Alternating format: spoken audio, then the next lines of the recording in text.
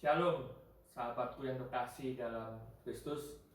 Apa kabarnya? Semoga kita semua dalam keadaan sehat, dan yang terpenting kita senantiasa bersukacita dalam Tuhan. Berjumpa kembali dengan saya, Budi Daman Hartono. Saya dari Paroki Santo Aloysius Gonzaga. Pada pagi hari ini, hari Rabu tanggal 7 Oktober 2020, saya akan membawakan renungan yang diambil dari firman Tuhan di dalam Injil Lukas bab 11 ayat 1 sampai 4. Mari kita buka ya sama-sama dalam Injil Lukas bab 11 ayat 1 sampai dengan 4 ya. Berikutnya mengenai hal berdoa. Pada suatu kali Yesus sedang berdoa di salah satu tempat. Ketika ia berhenti berdoa, berkatalah seorang dari murid-muridnya kepadanya, "Tuhan, ajarlah kami berdoa, sama seperti yang diajarkan Yohanes kepada murid-muridnya." Jawab Yesus kepada mereka, "Apabila kamu berdoa, katakanlah, Bapa, dikuduskanlah namamu, datanglah kerajaanmu. Berikanlah kami setiap hari makanan kami yang secukupnya, dan ampunilah kami akan dosa kami, sebab kami pun mengampuni setiap orang yang bersalah kepada kami, dan janganlah membawa kami ke dalam pencobaan." Demikianlah firman Tuhan. Terpujilah Kristus. Sahabatku yang terkasih dalam Tuhan, di dalam Lukas bab 11 ayat 1 sampai 4 ini, bagaimana Tuhan mau mengajarkan kepada kita. Tuhan memberikan teladan dalam hidup kita, bagaimana dia juga berdoa kepada Bapanya di surga. Dia juga seringkali bercakap-cakap dengan Bapanya di surga. Tuhan mau kita pun senantiasa berdoa kepadanya. Dengan doa merupakan suatu kekuatan bagi kita, merupakan kekuatan iman dalam hidup kita. Saudaraku, seringkali kita kadang-kadang kita berdoa kepada Tuhan. Ada doa kita yang dikabulkan, yang dijawab oleh Tuhan, dan ada juga doa yang tidak dijawab oleh Tuhan. Kenapa doa kita tidak dijawab oleh Tuhan?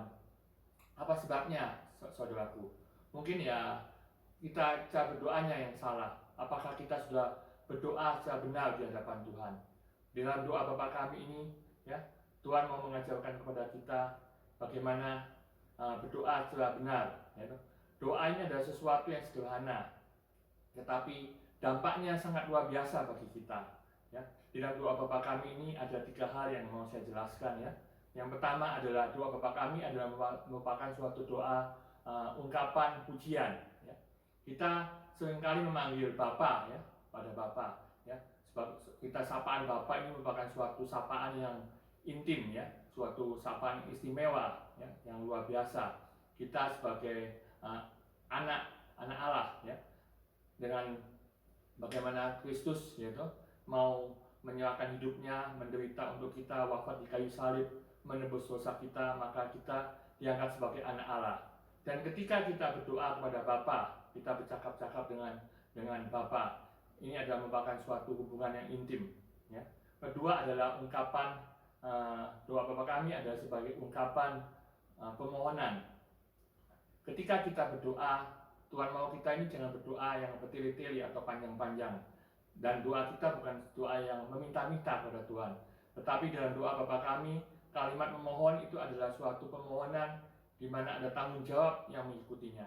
Ketika, ya sebagai contoh, ketika kita ada doa kepada Bapa kami meminta makanan, ya, maka tanggung jawab kita secukupnya, ya, kita menerima berkat itu secara cukup, dan kita juga bersyukur atas makanan yang telah Tuhan berikan dalam hidup kita.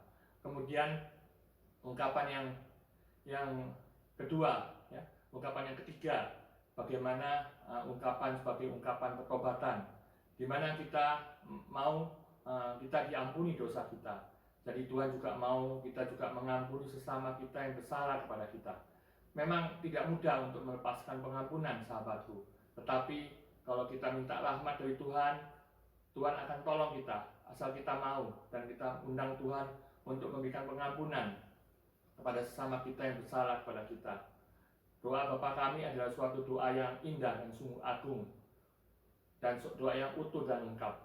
Mari kita sediakan waktu untuk seringkali berdoa Bapa kami seperti yang diajarkan Tuhan pada kita. Mari kita tutup renungan pada pagi hari ini dengan doa. Demi nama Bapa dan Putra dan Roh Kudus. Amin.